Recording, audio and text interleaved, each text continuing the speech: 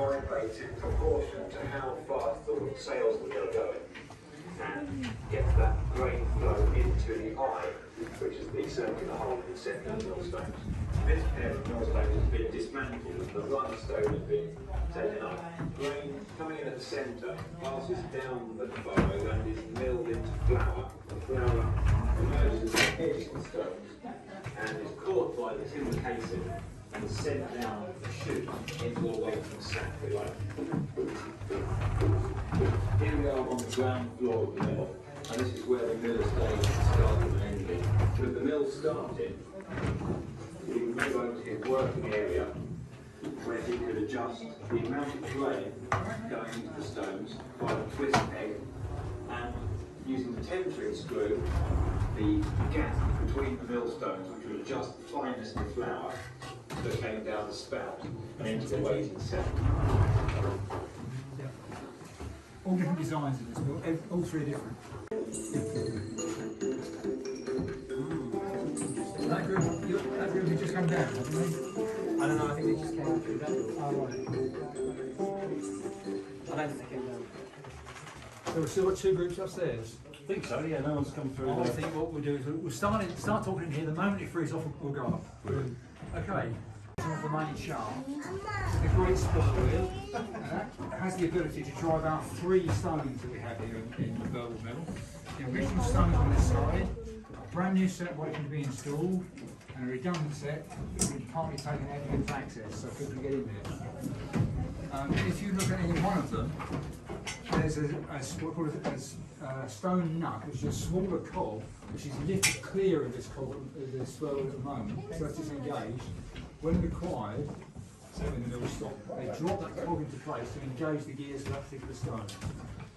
So this one's a running set, that one which track the mill right behind the commission.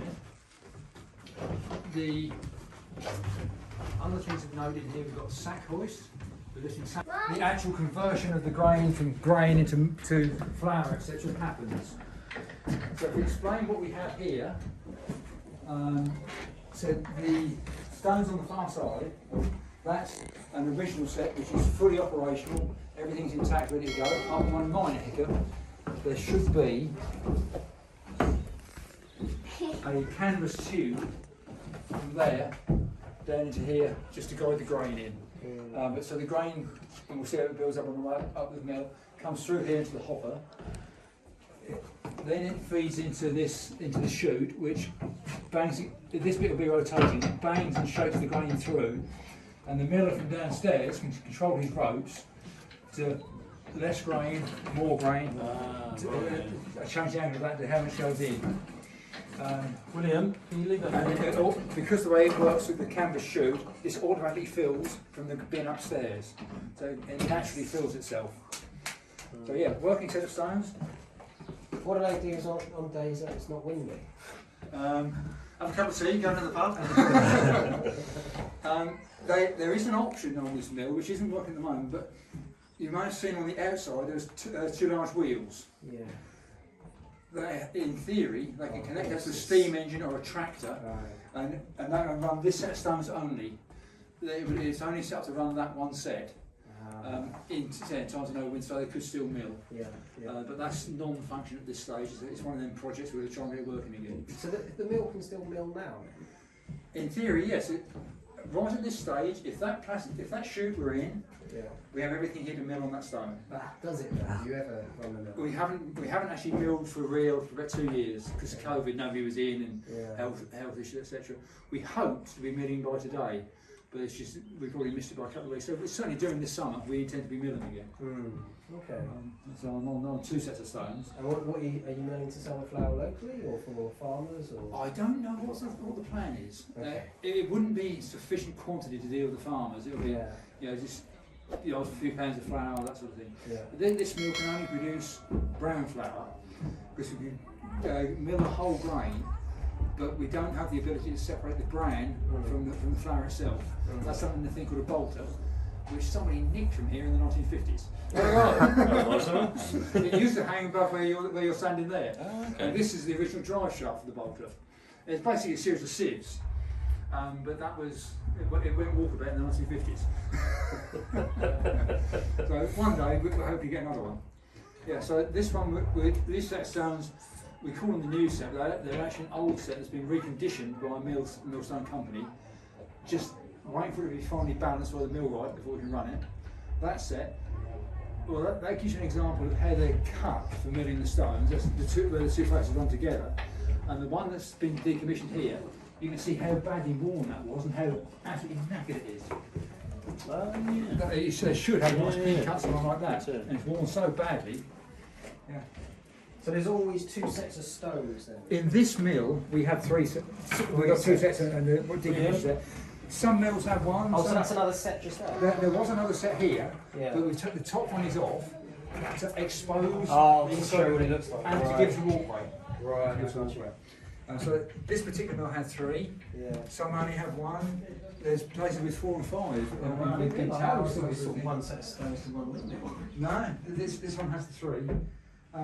It wouldn't surprise me if they only ever ran 2 at any one time. They had the 3rd one out for servicing. And then kept swapping around. Yeah. The redundancy. And how many people be working in the mill at any one time then? 2. Normally the miller and his boy, as he was known, the young lad. The road. That'd be you. That'd be you, Finn. Well, hang on a minute. In the chutes into the stones. At the moment, that we've got two canvas bases. That's the bully, isn't it? So so he's got to do a lot of lifting, hasn't he? Absolutely. He's Receiving the sacks off the sack hoist, putting them into storage as necessary, tipping the grain in here, keep. That is basically the white bit on top of the mill. Yeah. It's everything up. You see the red casting that goes round. Yeah. Everything above that line is the cap, which the 2 purposes in life. One is to transmit the power of the vertical shaft. We'll tell you how it does that in a minute. The other thing is to make sure that the sails are always pointing directly into the wind. If you have a situation where the wind comes in from the side, sails don't work. If it comes in from the back, it actually topples the cap off the middle and literally blows the middle apart. And that's where the fan tail comes in. You see the little tail on the back. What that does is, it's an interesting feedback system. If the wind is coming directly at the edge of it, it doesn't react. If it comes from one side, it turns in one direction, and through a set of real low ratio gears, it turns a cog, which turns the whole cap. I was going to say, does it turn rotate the top? And if the wind goes the other way, it turns the other direction, and therefore winds it the other way. So it's almost, feeding up on the wind, and then sort of once a century you hear of a mill that it's got back winded, where the wind's changed so violently, it came from the back, and the thing couldn't react in time, and it blows the cap off. Yeah. Wow. But, so you've got the cap which turns, and the cap supports the sails and the wind shaft and the brake wheel. So if you start from this end, about here, this dull red cast iron shaft, it's in a big bearing underneath this already old beam, goes straight forward up at a 15-degree angle. The big cogwheel is mounted on it, and it goes out to the front bearing, and the sails hang on the outside of the shaft at that end. Yeah. So there's just a single bronze bearing there, so the shaft's got that down to it, and it's literally gravity holds it, and it's a half-cut bearing. Sails go on at 10 RPM, and you need to stop them. That's a heck of a force on that brake, because they've got 4 tons of sail out there. And if you need to put the brake on in a hurry, it's a pretty violent affair. How do you put the brake on it? This brake band is anchored at that point, goes all the way around the brake wheel, and there's basically a tug point. So it basically pulls that brake band tight on the wheel, and it's operated by a chain from outside. Where is it? Get me bearings. So basically that pulls into that wheel and slows it down. Pulls that wheel. The opposite of a drum brake, which comes on the inside, just comes to the outside and squeezes it. And it's literally steel or iron onto wood, and so they vibrate and grab and make a hell of a noise. Yeah, that is. So they would have to go outside to so ain't going nowhere. Unfortunately, in the storm we had back earlier in the year, she moved against all of them brakes, and it tightened it so much, we had a hell of a job releasing it.